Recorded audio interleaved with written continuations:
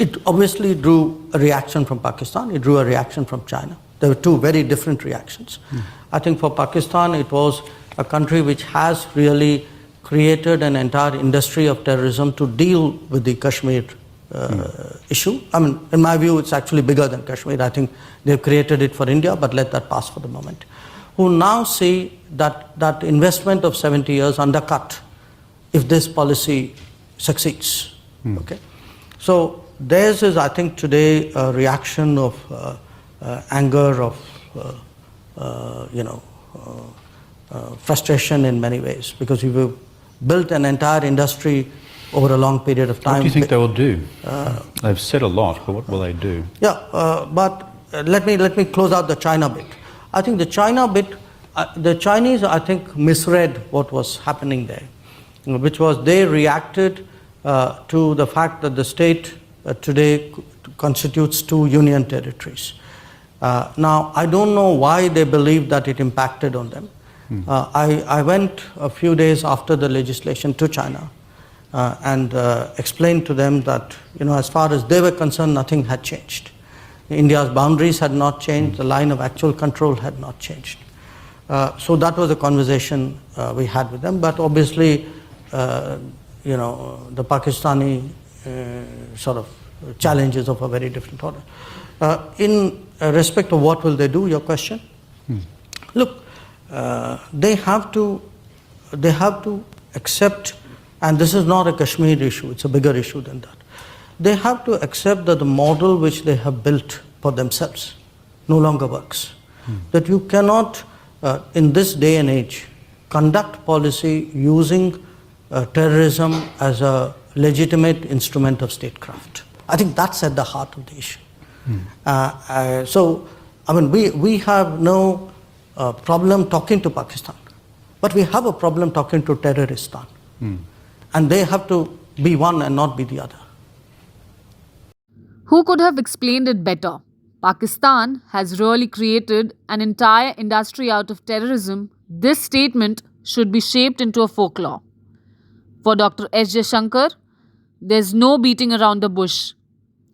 The way he pinpoints, you cannot in this day and age conduct policy using terrorism as a legitimate instrument of statecraft. That was savage in the most holy form. We don't have a problem talking to Pakistan, but we have a problem talking to Terroristan. From now on, don't you think I should use this word Terroristan in the rest of my videos? The best suited word for Pakistan? Yesterday only, the ex-Prime Minister, or I would like to frame it in this way, Pakistani leader who keeps on marrying one after the another, and at the age of 70, whose obscene and vulgar tapes gets released, told Prime Minister Modi to restore Jammu and Kashmir's special status. Because, according to him, that's the only way of restoration of India-Pakistan ties. But one thing he doesn't understand. In reality, Jammu and Kashmir's status has been restored only. It was mentioned in the Indian Constitution that Article 370 was a temporary provision, hence omitted. What restoration of ties is he actually talking about? Pakistani pharma importers owe $430,000 to Indian exporters. This was informed by Dr. S. Jaishankar in Rajya Sabha the last year. Restoring ties with a broke nation means giving them things for free. They won't spare our atta and vegetable exporters too. India is great at showing magnanimity, but no, not this time, at least not for Pakistan, a nation that has always mongered terrorism against India. A big, absolute no ties with Pakistan. The Pakistan government is running on cost-cutting measures. Is it even running or not? Or they have left everything on the Almighty? According to the Pakistan Finance Minister Ishaq Dar, Allah has created Pakistan. Allah is responsible for Pakistan's prosperity, development. Like really? You do every possible wrong thing present in this world and then blame it on God. Wow.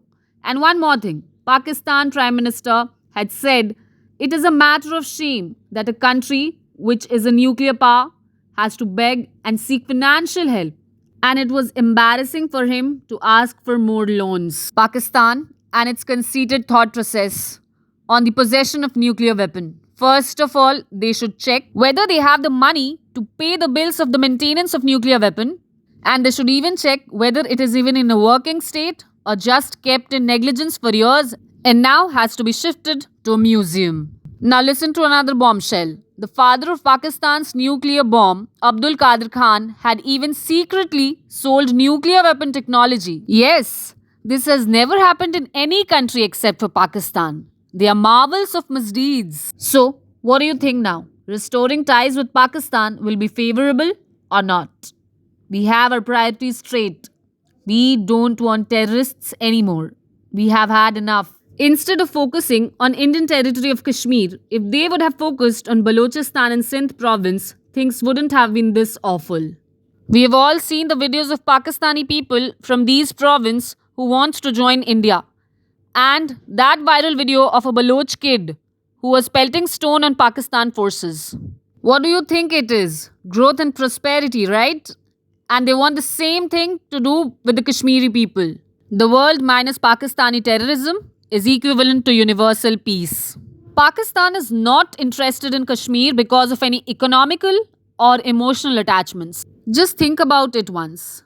If this nation would have been sound enough, would they have overlooked and alienated their ethnic population, the Sindh, the Balochistan, the Pakhtuns, the Pashtuns? And keep this in mind, the atrocities against religious minorities like the Hazaras, Ahmadiyas, Shias, Hindus, Christians is very much prevalent. The nation had its emotional collapse the day it was formed. The economic collapse is something they had foreseen but did nothing for it, and now the separatists movement inside Pakistan and their homegrown terrorists will lead to the collapse of Pakistan in total. It is very much evident. I would say the East Pakistan, that is the current Bangladesh country, was sane enough to separate from Pakistan soon after the formation. Well, all thanks to the Indian Army and the surrender of 93,000 Pakistani soldiers in front of the Indian Army remain remarkable even today. The 24 years of negligence and then the brutality manifested by the Pakistani army on the women of Bangladesh is a brutal reality even today. And as told by Napoleon Bonaparte, never interfere with an enemy while he is in the process of destroying himself. Pakistan is leading towards doomsday, and the self-destructing force is making them do so. So Indians need to only worry and be prepared for the population that's going to flee Pakistan due to the unrest and head towards India. The Pakistan takeover by TTP would lead to a refugee crisis that needs to be tackled properly. And one more thing needs to be mentioned, at least the current so-called Pakistan government at least has some men in action who are not as rustic as the people in TTP. The TTP people are self-declared terrorists. Pakistan has nuclear weapons. Imagine that going in the hands of TTP. Doesn't sound sane enough, right? So, India needs to be careful. Of course, we have great people like NSA Ajit Doval, our Foreign Affairs Minister Dr. S. Jaishankar. These people in power and position are highly capable of handling any problem that India will face.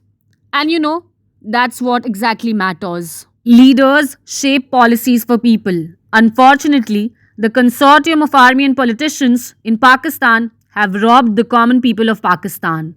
On one hand, there are army men who have acres of land, farmhouses, bank balance, offshore property, and leaders who have looted public wealth, sold public property. And unfortunately, on the other hand, there are common people of Pakistan who literally have nothing on their plate. Pakistan indeed is a case study for all the people in different countries. What happens if you don't choose your leaders wisely? Well, this was it from my end. It's a humble request to all of you. Kindly mention your viewpoints in the comment section below.